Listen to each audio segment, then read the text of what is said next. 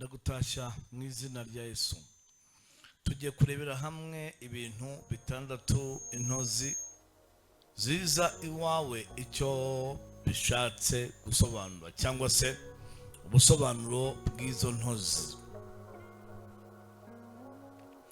Ikiganiro nimenya nibi mu isi y'umwuka uri kumwe na Prophet Ndahimana Claude nkuko bisanzwe buri munsi mu kiganiro menya nibi. Twatorera tubafitiye iyerekwa rikomeye ku bintu bimwe muba mutaragiye mutekerezaho cyangwa se mutabashije kumenya mu isi y'umwuka. Tugenda twiga ibintu byinshi kandi tubonye ino nyigisho ifashije abantu benshi. Reka nishimire abantu ba sharing inyigisho, abayipostinga, abayigeza ku bantu bagiye batandukanye ahantu hagiye hatandukanye.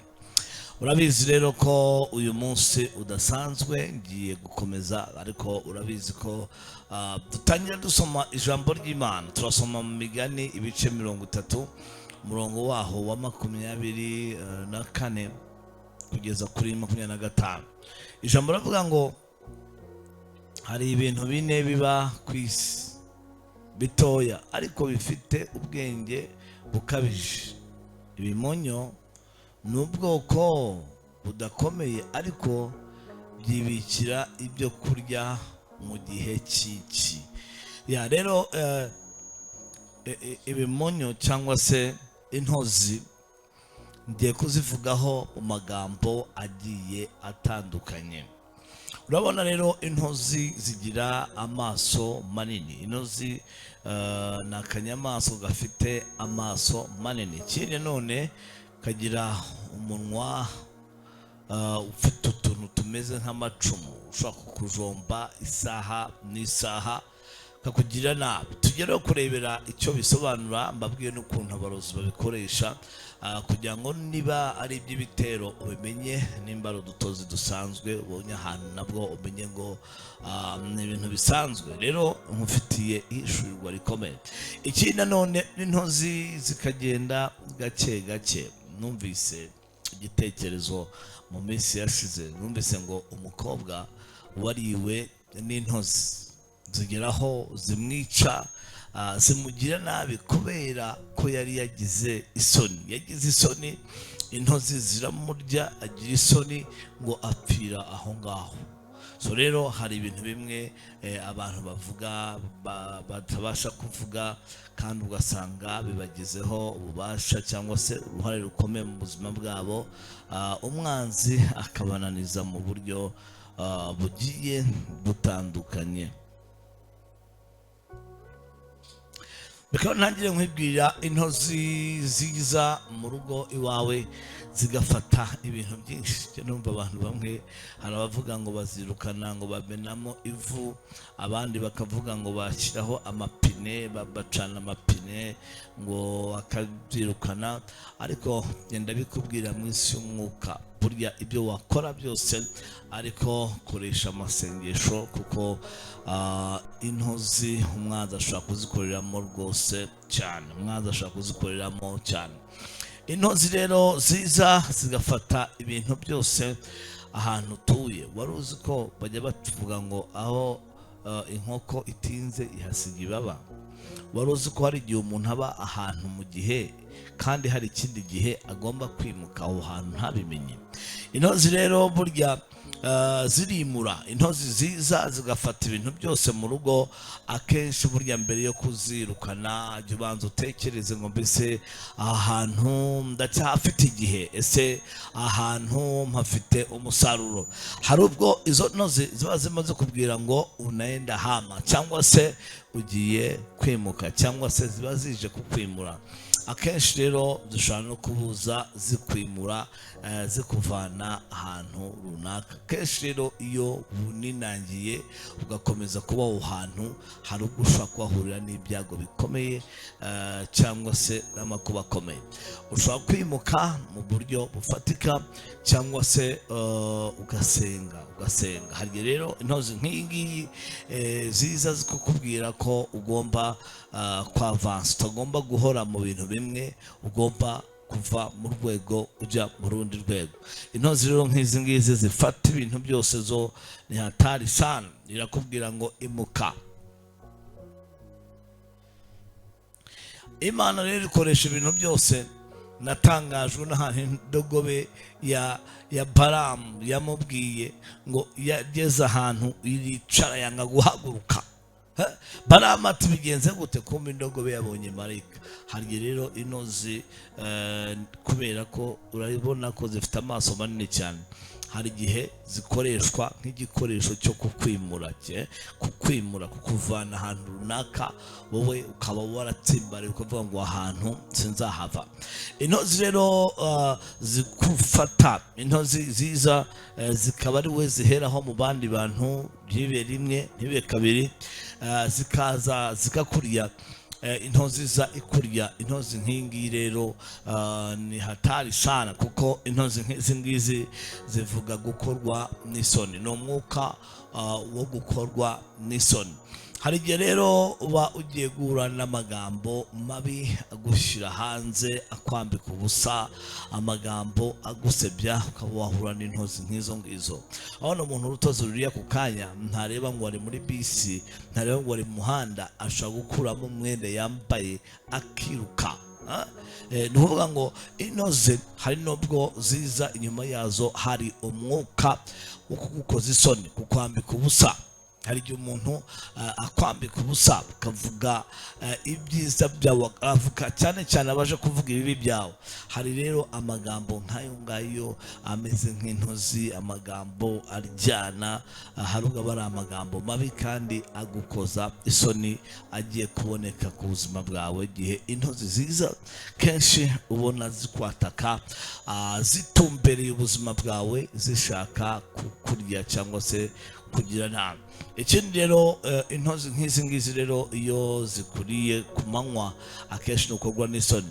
Intozi rero zikurya mu ijoro akenshi ni ibikoresho by'abarozi. Abarozi bashobora kubikoresha kugira ngo bakurasage cyangwa se baguce indasago ku mubiri wawe, cyangwa se bagire ibindi bintu binjiza mu buzima bwawe. Intozi nk'izi rero zikwataka uryamye, ni umwuka mubi, ni umwuka mubi rwose, ukuvana mu rwego runaka ugushyira hasi. Uyu munsi uvuge ngo izi ntozi ndaziyambuye mu izina rya Yesu. Hari rero intozi zindi mbi cyane, ziriya ntozi ziza zinjira mu byo kurya, usanga mu mufuka w'umuceri hajemo intozi, ahantu hari hateretse isafuriya ugasanga hari intozi zaje.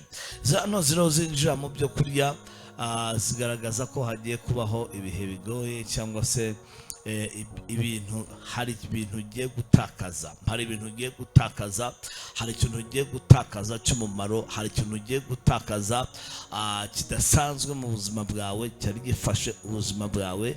Bishobora kuba ari akazi, bishobora kuba nanone ari ikintu mbega cyagufashaga kugera ku rwego runaka. Intozi nk'iyo ngiyo igaragaza gusubizwa inyuma, igaragaza gushyirwa hasi. Igihe ubonye intozi nk'izo ngizo ntugomba gukina rwose, ugomba gufata umwanya tugasenga, cyangwa se ugasenga kugira ngo Imana ikuvanireho umwuka unaniza, ikuvanireho umwuka unaniza. Hakaba rero intozi ziza ku isafuriya yawe, cyangwa se ikintu utekeraho, ntizinjiremo imbere ariko zikazenguruka icyo kintu, zikazenguruka hejuru y'iyo safuriya, cyangwa icyo kintu ukoresha mu gihe cyo gufungura, ntizinjiremo imbere. Intozi nk'iyo ngiyo rero wizirukana vuba vuba. Banza nanone umenye ko izo ntozi ziragaragaza ko ufite uburinzi bukomeye cyane, ufite sekirite idasanzwe. Burya mu mwuka turushanwa uburinzi. Hari uburyo tugira uburinzi, budasanzwe. intozi rero za kane ni intozi zinjira mu gitanda. Mana yanjye we, ukabona wasize ushashe ugasanga intozi zakoze umurongo wo kuza ahantu uryama ku gitanda, zakoze umurongo ari intozi nyinshi. Ziriya ntozi kenshi wizikinisha kuko ni ibitero by'abarozi bije guteza gucanganyikirwa akavuyo mu muryango wawe, cyangwa se ni umwuka wo gusambura, wo gusenya ibintu wubatse igihe kirekire. Ni umwuka wo gusenya urugo rwawe, cyangwa se n'ibindi bintu byari bitumye utuje, cyangwa se abantu benshi rero burya ibibazo n'ibisubizo bijya kubazaho hari integuza zaje, ariko ntibabimenye kuko batazi inyigisho nk'izi ngizi, batabashije kumenya nk'ibi bintu byo mu mwuka. So rero intozi nk'izo ngizo biba bigaragaza ko urugo rwawe ruratewe n'abarozi baje guteza akaduruvayo. Hari ibibazo byinshi biba mu ngo, hari ibibazo byinshi biba mu miryango, abantu bakagira ngo ni ibintu bisanzwe, bakagira ngo ni ibintu bisanzwe, kumbe umwanzi yabatatse. Izindi rero ni intozi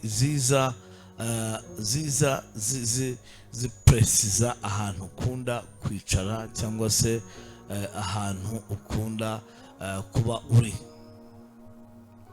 zigakora imirongo ibiri. Ubona imirongo ibiri, umurongo umwe aha n'undi murongo ahangaha. Izi ntozi zimwe ziraha zigakora imirongo, zikaza aho hantu ukunda kwicara, zikahaca, zikagira gute, zigakomeza. Akenshi nanone biba bigaragaza ko Imana igutambukije igitero gikomeye cyane cy'umwanzi kirimo gihiga ubuzima bwawe. Ziriya rero ni ingabo z'umwanzi, ni ubumwe bw'umwanzi bwashaka gushamburiya ubuzima bwawe. Uwiteka akwereka ko bwambuwe imbaraga. Ushobora guca munsi ntibigije hejuru y'intebe, ariko ubona birakomeje kuri uwo murongo. So rero igihe ubonye intozi nk'iyo ngiyo wibigira imikino. Intozi rero nanone zitari nziza ni intozi ziza imbere y'umuryango wawe,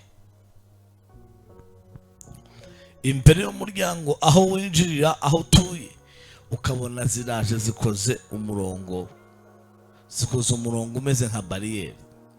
Cya ni igitero cy'abarozi kije gufunga imigisha yawe, gufunga buri kintu cyose mu buzima bwawe, gufunga aho ukura, gufunga aho utsindira, gufunga buri kintu cyose cyawe cyakugirira umumaro. Intozi nk'izo rero zibonye ziba ari hatari cyane. Ugomba kuzanga, ugomba kuzihakana, ukazambura imbaraga mu buzima bwawe. Intozi rero nanone ziza mu buryo bw'inzozi zitari live. Ukabona izo ntozi ziraza mu ipantaro yawe, kenshi ni ibitero mu mufuka y'ipantaro yawe, ni ibitero byo kurwanya urundi rwego, ubundi butsinzi ku buzima bwawe. Ikindi nanone, intozi ziza zikwataka mu buryo bugiye butandukanye, biba bigaragaza ko hari umwanzi urimo guhiga, ariko Imana ikagenda ibikwereka mu buryo nagiye nkubwiramo. Imana igenda iguhishuriramo kugira ngo umenye izi ntozi zije gukora iki. Hari igihe rero intozi zikora, intozi zindi mbi ni intozi zigenda zigakora ubwo nimara byita nk'iki, ahantu zikaba zifite nk'ahantu umwobo ziturukamo, kenshi ukarwana nazo, ukabona biriho biragorana, ukabona biragoye cyane ko izo ntozi wazitsinda. Izo ntozi zigaragaza kenshi ngo urimo urarwana, cyangwa se urimo urarwanwa n'imyuka, cyangwa se n'abarozi bari hafi aho ngaho. Hakaba rero n'izindi ntozi ziza zifite amabara yenda kuba umutuku. izi ntozi rero ziba zigaragaza ko ufite ibitero ariko by'abantu udatekereza. Hari abarozi, umurozi uri hafi yawe ariko uyu murozi ukaba utamutekereza. Biravuga ngo Satani yigira marayika w'umucyo. So rero iyi ni part 1 ku bijyanye n'intozi, nzababwira part 2. Ndashima rero abantu bamufasha gusharinga izi nyigisho kugira ngo zigere kure. Ikindi nanone ndabasaba ngo musapotinge izi nyigisho, kuko hari ibitabo ndimo ntegura nshaka kubashyiramo zino nyigisho zivuga ku isi y'umwuka. Ushobora gusapotinga ibiganiro byacu byamenya nibi kuri nimero ureba ahangaha. Ushobora gucishaho ituro ryawe kugira ngo usapotinge bino biganiro, usapotinge ibitabo, ibiganiro bigere ku bantu benshi ku isi. Nimba ari cyo inyigisho zikungura zikagufasha gusenga, ugomba gusapotinga biciye ahangaha. Icyo nasorezaho rero, mu gihe ubonye inzozi nk'izi ngizi cyangwa se amayereko nk'aya ngaya ukabibona live, ukamenya icyo bisobanura, njye nkubwire ngo n'ubundi kuguha ino nyigisho gusa mba nguhaye intsinzi, mba nguhaye ubutsinzi mu gihe cy'intambara n'ibigeragezo. Imana ikumpera umugisha, ndagukunda cyane. Nari Prophet Claude Ndahimana, kamvuge ngo bye bye.